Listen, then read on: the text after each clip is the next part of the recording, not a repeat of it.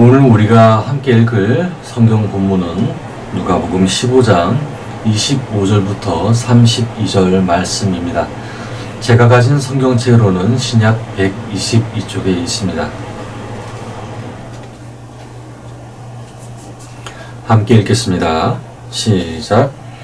마다들은 밭에 있다가 돌아와 집에 가까이 왔을 때 풍악과 춤추는 소리를 듣고 한 종을 불러 이 무슨 일인가 물은데 대답하되 당신의 동생이 돌아왔음에 당신의 아버지가 건강한 그를 다시 맞아들이게 됨으로 인하여 살찐 송아지를 잡았나이다 하니 그가 노하여 들어가고자 하지 아니하거늘 아버지가 나와서 권한대 아버지께 대답하여 이르되 내가 여러 해 아버지를 섬겨 명을 어김이 없거늘 내게는 염소 새끼라도 주어 나와 내 벗으로 즐기게 하신 일이 없더니 아버지의 살림을 청녀들과 함께 삼켜버린 이 아들이 돌아오매 이를 위하여 살찐 송아지를 잡으셨나이다. 아버지가 이르되 예 너는 항상 나와 함께 있으니 내 것이 다 내 것이로되 내 동생은 죽었다가 살아났으며 내가 잃었다가 얻었기로 우리가 즐거워하고 기뻐하는 것이 마땅하다 하니라. 아멘. 오늘 우리가 함께 읽은 이 성경 본문을 통해서 모든 걸 인정받고 싶은 맏아들이라는 주제로 말씀을 전하겠습니다. 지난 화요일 광복절이 있었습니다. 광복절은 우리나라가 일제의 침략에 오랜 독립투쟁을 한 결과 이뤄낸 결실이라 부르기도 합니다. 그로부터 오랜 시간이 지났습니다. 여러분들은 우리나라 문화와 일본 문화가 서로 교류가 되는 것에 대해서 어떻게 생각하십니까? 요즘 젊은이들은 일본 문화에 대해서는 일제강점기의 역사는 미워하되 문화는 매우 사랑하는 모습을 갖고 있죠. 물론 저 또한 일본의 일제강점기 역사는 미워하지만 문화는 어느 정도 이해하며 받아들이는 편입니다.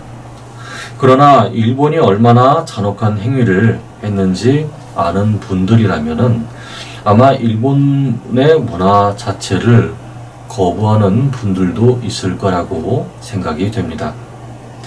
우리나라가 일제강점기의 역사를 혐오하는 그런 모습을 갖고 있듯이 이스라엘 또한 일본을 혐오하는 것처럼 혐오했던 나라가 있었습니다.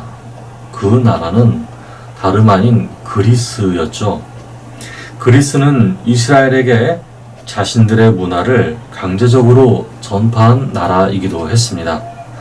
올림푸스의 신들, 나체로 경기 대회하는 체육 문화, 성적인 묘사를 거침없이 하는 문화, 여러 가지의 조각상들이 바로 그런 것들이었죠.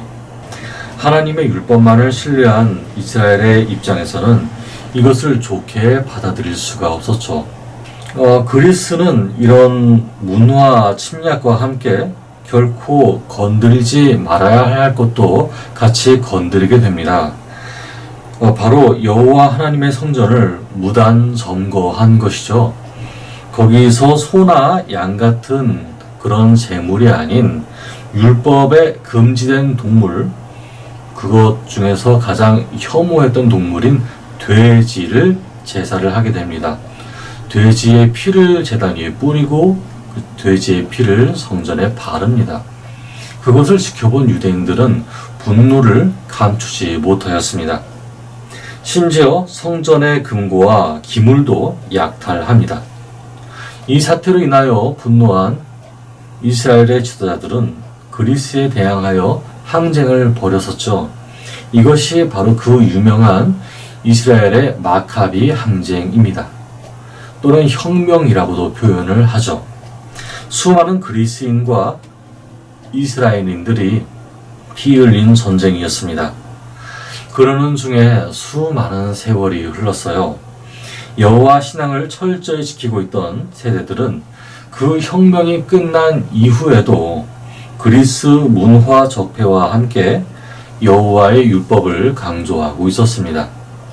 그러나 이스라엘의 젊은 세대들은 조금 다른 생각을 품게 됩니다. 이스라엘의 젊은 세대들 중 어떤 이들은 그리스 문화를 적극적으로 받아들이기도 했고, 아버지와 할아버지 세대가 읽던 성경보다, 그들의 율법서보다 더 다양한 서적들을 읽고 받아들이게 되었어요. 그렇게 그리스의 철학을 받아들인 세대들은 여호와 신앙과 율법을 벗어나는 열망을 갖게 되죠. 오늘은 그런 그리스 문화를 동경하는 젊은 세대들의 반대파인 이스라엘인들의 이야기를 들려주고자 합니다. 함께 읽는 성경 말씀을 통해서 하나님의 뜻을 깨닫는 은혜가 있기를 바랍니다. 25절 말씀을 함께 읽어보도록 하겠습니다. 시작.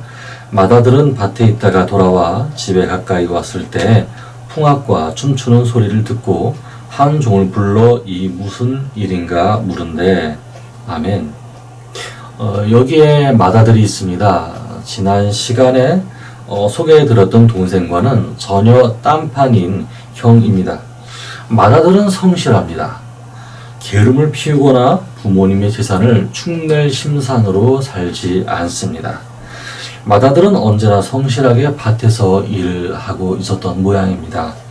밭에서 집으로 돌아오는 길이 멀었던 탓일까요? 그가 일하는 일터전이 광범위했던 뜻일까요? 맏아들이 집에 가까이 올 때야 이 맏아들은 집에서 풍악 소리와 춤추는 소리가 들리는 것을 듣게 됩니다. 그 소리는 집안에 맏아들인 자신이 알지 못하는 성대한 경사가 있다는 뜻이었죠. 맏아들은 무슨 유명한 랍비라도 우리 집에 오셨는가 궁금해하게 됩니다. 한 종에게 묻습니다. 야, 이게 도대체 무슨 일이야? 무슨 일이야? 무슨 일이 있었던 것일까요? 27절 말씀을 함께 읽어보겠습니다. 시작. 대답하되 당신의 동생이 돌아왔음에 당신의 아버지가 건강한 그를 다시 맞아들게 되므로 인하여 살찐 송아지를 잡았나이다 하니. 아멘. 반일을 하고 돌아오는 맏아들은 풍악과 춤추는 소리 가운데 환영받고 있는 한 사람을 바라보게 됩니다. 그 정체는 어느 유명한 랍비도 아닌 자신이 끔찍하게 미워한 동생임을 깨닫습니다.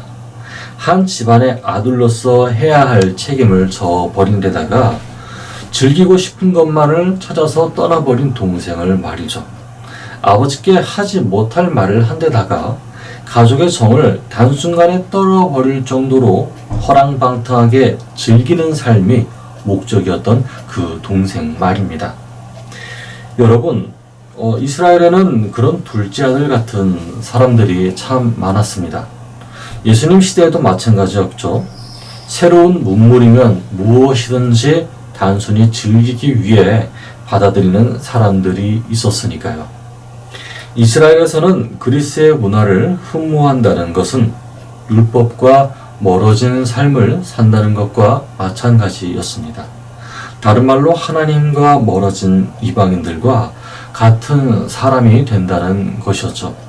특히 외국인들의 집에 들어가서 묵기도 하고 외국인들과 같이 식사를 한다라고 하는 이 내용은 율법교사들의 반발을 사기에 충분했습니다.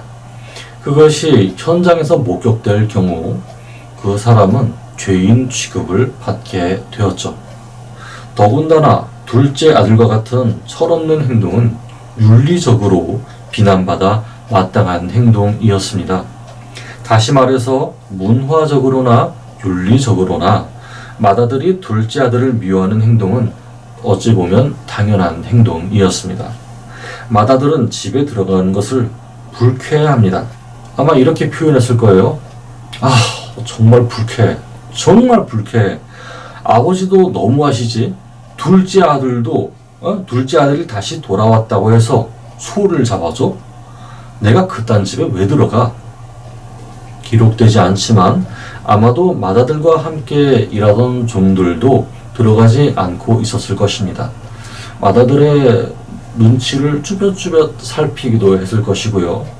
또는 둘째 아들의 귀한 소식이 그렇게 탐탁치 않은 마음을 갖고 있는 종들도 있었을 것입니다. 그런데 맏아들의 분노는 무언가 더 세밀한 이유가 있었던 것 같습니다. 28절부터 30절 말씀을 함께 읽어보겠습니다. 시작. 그가 노하여 들어가고자 하지 아니하거늘 아버지가 나와서 권한대 아버지께 대답하여 이르되 내가 여러 해 아버지를 섬겨 명을 어김이 없거늘 내게는 염소 새끼라도 주어 나와 내 벗으로 즐기게 하신 일이 없더니 아버지의 살림을 창녀들과 함께 삼켜버린 이 아들이 돌아오매 이를 위하여 살찐 송아지를 잡으셨나이다. 아멘.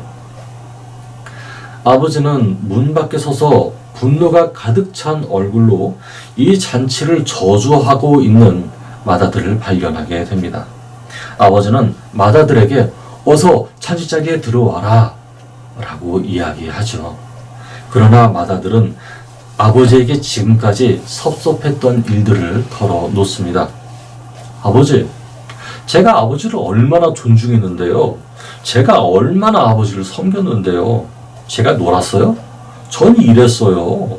아버지를 존중한 만큼 아버지의 말을 한순간도 어긴 적이 없어요. 그런데 아버지는 어떻게 하셨어요? 제가 이 집에 있는 동안 뭘 해주셨어요? 네? 제 친구들이랑 같이 먹으라고 염소 새끼 하나 잡아준 적도 없으셨잖아요. 그런데 저놈, 저놈 고향이 있을 때부터 즐길 것을 위해서 살고 아버지의 재산까지 탕진하면서 다 써버린 동생 놈이 돌아오니 뭐요? 송아지? 그것도 살찐 송아지 새끼를 잡아주셨어요? 아, 기가 막혀서 이게 말이나 돼요? 여러분, 저는 이 마음에 공감합니다. 여기서는 굳이 둘째 아들 또는 살림을 삼켜버린 아들이라고 표현했지만은 둘째 아들과 같은 사람들은 심심치 않게 여기저기서 볼 수 있거든요. 어느 세대가 보기에도 생각이 없는 사람들, 철 없는 사람들이 있어요. 더 나아가 자신의 이기심 때문에 범죄를 저지르는 사람들이 있어요. 저들은 나라를 사랑한 것 같지가 않아요. 저 사람들은 너무 이기적이에요. 독립운동가들이 일궈놓은 땅을 사랑하지 않는 것처럼 느껴져요. 여러분, 저는 그런 사람들이 역사를 어지럽히는 데 대해서는 마음으로 받아들이지 않아야 된다고 생각해요. 저는 역사는 기억되어야 한다고 생각해요. 반드시 기억하고 잊지 말아야 한다고 생각해요. 그렇지만 동시에 받아들여야 하는 것은 받아들여져야 한다고 생각이 됩니다. 여러분, 오해 없길 바랍니다. 저는 오늘날의 정치 세계에 대해서 이야기하는 것이 아니에요. 저는 야당이나 여당이나 그들이 국민을 우롱한 만큼 하나님이 갚아주시길 바랍니다. 저는 오늘 예수님의 가르침에 대해서 이야기하는 거예요. 우리가 미워하는 종족이 있고 이전에 우리를 괴롭게 했던 민족이 있었는데 그 민족들을 어떻게 예수님의 이름으로 받아들여야 할지 또는 그 민족의 어떤 부분을 사랑하는 그 사람들을 어떻게 받아들여야 할지 단순히 그를 미움으로만 판단해야 할지 생각을 하자는 거예요. 여러분, 예수님 말씀을 들어보세요. 예수님은 아무리 우리가 그 시대에 문화적으로 사랑할 수 없는 존재들을 향해서 손짓하고 계십니다. 심지어 오늘날 문화적으로 사랑할 수 없고 이해할 수 없는 존재들을 향해서 손짓하고 계시죠. 그들이 어느 날 자신들의 길을 멈춰서서 자기 존재의 가치를 묻고 또 그것이 하나님을 향해 달려가는 길이 된다면은 예수님은 그들을 적극적으로 받아주실 거예요.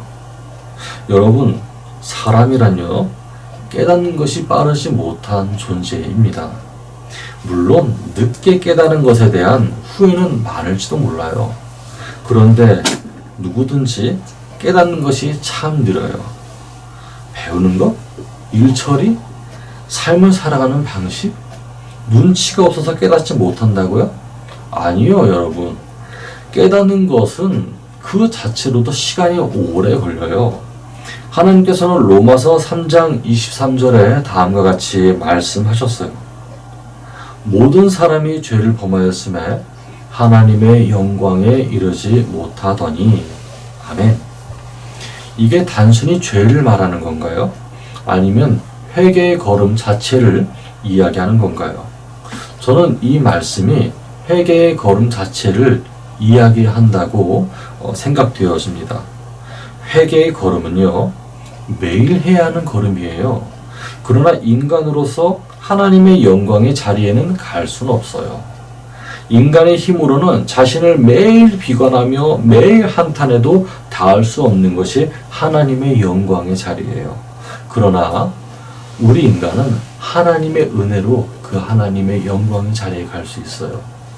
우리가 죄를 회개할 때, 내 죄를 하나님께 구할 때 하나님께서는 우리를 그 비관과 우울에 대한 자리에서부터 하나님의 영광의 자리로 올려주시는 것이죠.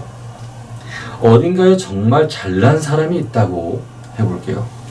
정말 잘난 사람 한 사람이 있다고 해볼게요. 그 사람이 내가 누구보다도 깨어있고 누구보다도 앞서 있고 누구보다도 잘하고 있고 누구보다 성실하게 살고 있고 누가 보기에 인정받기에 합당한 사람으로 생각하면서 살고 있어요. 그러나 어느 순간 하나님의 은혜가 깨닫는 순간이 오면은 자신이 여전히 깨닫지 못하고 있다는 것이 있음을 알게 되죠. 내가 여전히 못 깨닫고 있다. 아직까지 깨달아야 할 것을 깨닫지 못하고 있다라는 사실을 알게 돼요. 여러분, 성경에 나온 첫째 아들은 참 잘했어요. 정말 잘했죠. 그를 누구 앞에서 탓하거나 할 사람이 없어요, 사실. 그 첫째 아들은 정말 잘했어요. 정말 잘 살아왔어요. 그렇지만 그렇다고 해서 그의 삶은 아버지, 즉 하나님의 마음에 온전히 합한 삶만은 아니었어요. 모든 것이 완벽한 첫째 아들이었지만 그가 완벽하지 않은 것 한 가지. 그것은 모든 것을 회개하고 돌이켜 자신의 지난 삶을 부끄러워하는 둘째 아들을 받아들이지 못한 거였어요. 어느 목사님께서 제게 이야기하신 것이 있어요. 제가 굉장히 존경하는 목사님께서 하신 이야기예요. 자세한 이야기는 기억이 나지 않지만은 아는 선에서 들고자 합니다. 엄전도사님, 거룩해지려고 하지 말아요. 사랑해요. 사랑하려고 노력해요. 제가 이만큼 거룩하면 됐지 하는 순간 우리보다 더 거룩한 목회자가 등장해요. 그 목사님이면 끝날까요? 아니요. 어느 날 거룩한 것을 더 사랑하는 성도가 나타나요. 그 성도는 그 목회자의 거룩함을 무시할 수 있어요. 더 거룩한 사람은 그 사람의 거룩함을 또 다른 사람에게 강요해요. 나는 이렇게 거룩한데 당신은 왜 이렇게 거룩하지 않아? 삿대질할 수 있어요. 엄전도사님, 그게 거룩함의 한계예요. 죄를 짓고 뻔뻔하라는 이야기가 아니에요. 제 말을 잘 들어보세요. 거룩함은 높아지려고 하고 비교하려고 하지만 사랑은 높아지지 않아요. 비교하지 않아요. 그래서 전도사님, 사랑하려고 노력해야 돼요. 여러분은 이렇게 생각할 수 있어요. 제가 이런 말을 받아들이고 그것이 나에게 필요하구나 이렇게 생각한다고 해서 그게 좀 마땅치 않다라고 생각할 수 있어요. 그러면 이렇게 물어볼 수 있죠. 아니 전도사님, 그러면 첫째 아들은 아버지의 불합리함을 어떻게 해야 할 건데요? 어떻게 생각해야 할 건데요? 아버지를 하나님이라 표현했는데 그러면 하나님은 불합리한 것 아닌가요? 여러분, 과연 그럴까요? 31절에 힌트가 나와 있을 것 같은데 31절을 함께 읽어보겠습니다. 시작. 아버지가 이르되 예 너는 항상 나와 함께 있으니 다 내 것이 다시 읽을게요. 아버지가 이르되 예 너는 항상 나와 함께 있으니 내 것이 다 내 것이로되. 아멘. 마다들은 항상 아버지와 함께 있었어요. 그래서 상속받을 재산은 항상 채워져 있었어요. 더 일한다면 더 채워져 있는 상태였죠. 마다들의 재산은 모두 아버지에게 그대로 상속받을 수 있었어요. 마다들은 아버지의 유산을 그대로 상속받을 수 있었어요. 다시 말해서 하나님은 열심을 다해서 노력한 자, 끝까지 포기하지 않은 자, 인류애와 윤리를 포기하지 않는 자들의 수고를 저버리시지 않는다는 거예요. 그들이 쌓아놓은 것은 이 땅에서도 보상받을 수 있고 심지어 하늘나라에서까지 보상받을 수 있을